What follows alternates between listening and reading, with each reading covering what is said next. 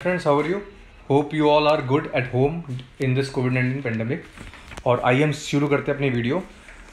आज हम GST council की 43rd मीटिंग में हुई एक इम्पॉर्टेंट अनाउंसमेंट के बारे में डिस्कस करने जा रहे हैं, जिसका नाम है एमनेस्टी स्कीम।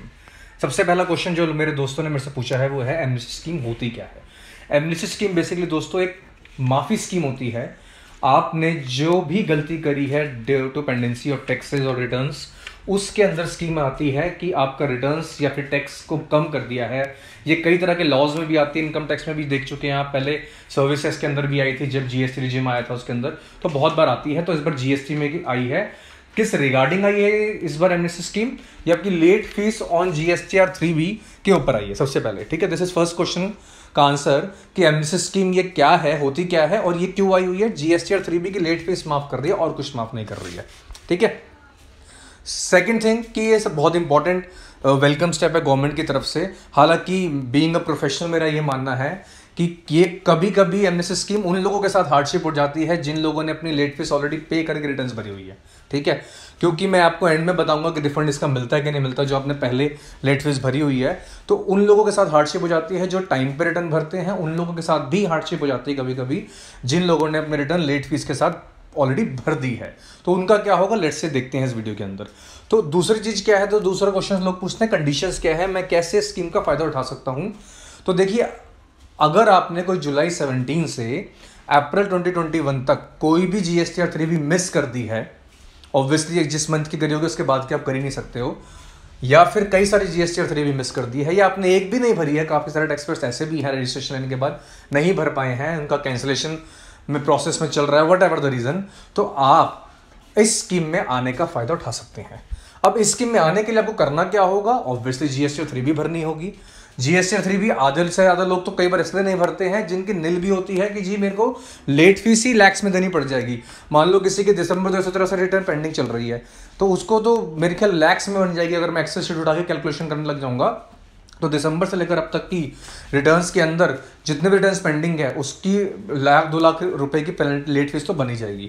तो इसीलिए उस चीज को बचाने के लिए और कंप्लायंस को पूरा करने के लिए, ताकि पुराना बैकलॉग जो है वो खत्म हो सके, गवर्नमेंट बोलती है कि अगर आप 1 जून 2021 से यानी परसों से कोई जीएसटीआर 3B भरेंगे और 31 अगस्त 2021 तक यानी 3 महीने दिए हैं, विंडो ओपन करी है इन्होंने, 3 महीने तक कोई रिटर्न भरते हैं पुरानी, तो आपसे लेट फीस वैसे नहीं ली जाएगी जो एक्ट में लिखा हुआ है, ऐसे ली जाएगी जो इस अनाउंसमेंट में बोला गया है। ठीक है, एक्ट में क्या लिखा हुआ है दोस्तों? दूसरा क्वेश्चन आता है सर एक्ट में क्या लिखा हुआ है? एक्ट में लिखा हुआ है कि अगर आप नील रिटर्न्स भरते हो जीएसटीआर 3B तो आपकी 10 रुपये पर डे पर एक्ट यानी 20 रुपये पर डे लग जाती है लेट फीस। और अगर आप अदर देन नील भरते हो यानी आप इनवर्ड या आउटवर्ड की डिटेल्स डालते हो कुछ भी अपने रिटर्न के अंदर, तो आपकी 25 रुपये पर डे पर एक्ट यानी 50 रुपये मैक्सिमम आपके रिटर्न की पर डे की क्या हो जाती है, लेट फीस हो जाती है, जो कि हद से हद 5,000 रुपये पर एक्ट हो सकती है।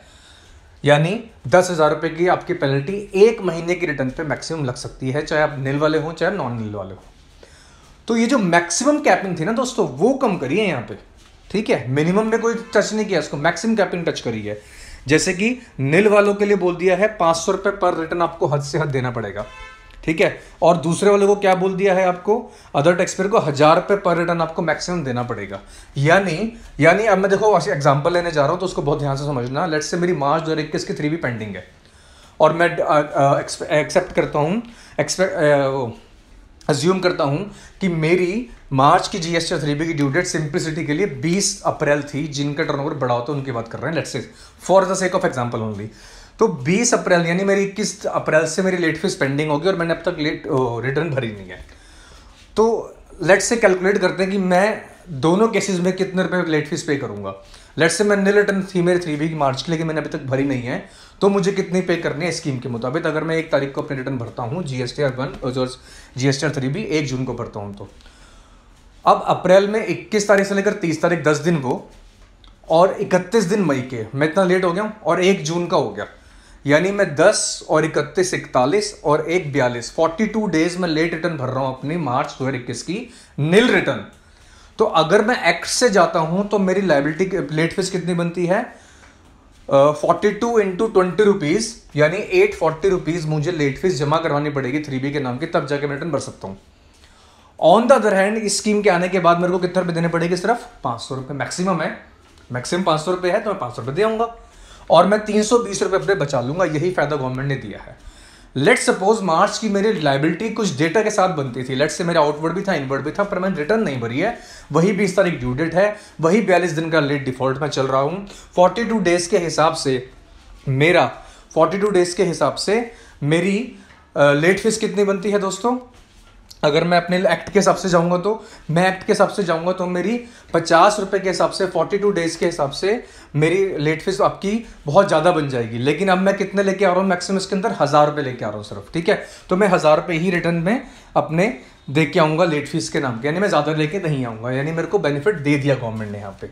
तो इसी तरह का कुछ बेनिफिट दिया जा रहा है मैक्सिमम कैपिंग के लिए, मिनिमम के लिए नहीं है, मिनिमम के लिए नहीं है। अब और एग्जांपल देता हूं मैं आपके लिए। लेट्स से मेरा अप्रैल 21 की रिटर्न पेंडिंग थी और मैं इग्नोर कर रहा हूं कि कोई भी रिलैक्सेशन आई है कोविड की वजह से, और मैं वही 20 मई अपनी ड्यू डेट मानता हूं और मैं 1 जून को भर रहा हूं उसकी, ठीक है, नील वाले की। तो मेरी 11 दिन लेट हो गई है, 21 मई से लेकर 31 मई तक 12 दिन लेट हो गई। इनफैक्ट 1 जून भी काउंट होगा। 12 जून के 12 दिन के हिसाब से मेरी 240 रुपये की लाइबिलिटी बनती है, इंटू में 20 करोगे तो। और मेरी मैक्सिमम कितनी है यहाँ पे? 500 रुपये। तो मैं कितने दे के आऊँगा? 240 दे के आऊँगा, 500 दे के नहीं आऊँगा, क्योंकि मैक्सिमम की कैपिंग है, मिनिमम की कैपिंग नहीं है, ठीक है। यहाँ पे कितने रुपए दे के आऊँगा? मैं 240 दे के आऊँगा इंस्टेड ऑफ व्हाट 500। तो मैक्सिमम कैपिंग है। तो बहुत सारे लोगों ने कंफ्यूजन क्रिएट करी थी ये वाली कि सर ये पर रिटर्न है कि टोटलिटी में है। पहली बार कि ये पर रिटर्न है, यानी अगर आप दिसंबर 17 से या जुलाई 17 से कोई रिटर्न लेट भरते हो तो हर रिटर्न पे मैक्सिमम कैपिंग इतनी है, ये टोटल नहीं है। और दूसरी बात, अगर आपका लायबिलिटी टैक्स लेट फीस कम बनती है इससे तो आप कम दे के आओ, ज़्यादा मत दे के आओ, ठीक है ना। तो एक तो ये चीज़ इसके अंदर हो गई है। अच्छा, ये जो एमनेस्टी स्कीम आई है सिर्फ लेट फीस वेवर हुआ है, इंटरेस्ट वेवर नहीं हुआ। लेट्स से आपका टैक्स बनता था जनवरी फरवरी मार्च 2021 का, या पुराना भी कभी बनता था, तो उस पर जो इंटरेस्ट जाना है वो जाएगा ही जाएगा। इसके अलावा इंटरेस्ट में कुछ रिलैक्सेशन आई है जो कि हम अगली वीडियो में डिस्कस कर सकते हैं।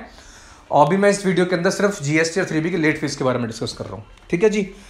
और देखो क्या सबसे बड़ा डाउट आता है इसके अंदर, बहुत इंपॉर्टेंट डाउट जो आ रहा है वो क्या आ रहा है कि ये रिटर्न की जो कैपिंग ऑब्वियसली पर रिटर्न तो है ही, इसमें जो आईटीसी की एक दिक्कत आ रही है। लोग कह रहे हैं लेट्स से मेरी जुलाई 17 की रिटर्न थी और मेरा इनपुट टैक्स क्रेडिट भी मेरे पास था, तो क्या मैं अब 1 जून को रिटर्न भरते हुए अपना इनपुट टैक्स क्रेडिट उठा सकता हूं पुराने वाला? तो यहाँ पे दोस्तों आप सेक्शन 16 सब सेक्शन 4 की रिस्ट्रिक्शन में फंस जाएंगे। उसमें क्या लिखा हुआ है, अगर आप सेक्शन को जाएंगे देखेंगे, उसमें लिखा हुआ है कि आप अपना इनपुट टैक्स क्रेडिट मैक्सिमम जिस साल का है उस साल की अगली सितंबर की जीएसटी और 3B तक, या फिर जीएसटी और 9 भरने तक, जो भी पहले होती है वहां तक ले सकते हो। उसके बाद आपका एक कब खत्म हो जाएगा। आपको ध्यान होगा 17-18 के लिए ये पीरियड बढ़ा दिया गया था क्योंकि जीएसटी का इनिशियल फेज था, उसके अलावा कभी नहीं बढ़ा।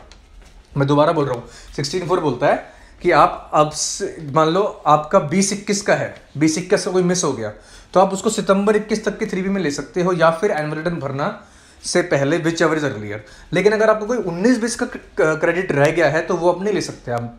तो बॉटम लाइन इज कि अगर आपका 19-20 का कोई क्रेडिट रह गया था, आपने क्लेम नहीं किया था, तो you can't claim in this amnesty scheme. ऐसी कोई स्कीम नहीं आई है ये, इस गलतफहमी में मत रहना। सबसे बड़ा क्वेश्चन कि ये स्कीम क्या आई है, स्कीम यही आई है कि आप अपनी रिटर्न की लेट फीस बचाएं बस।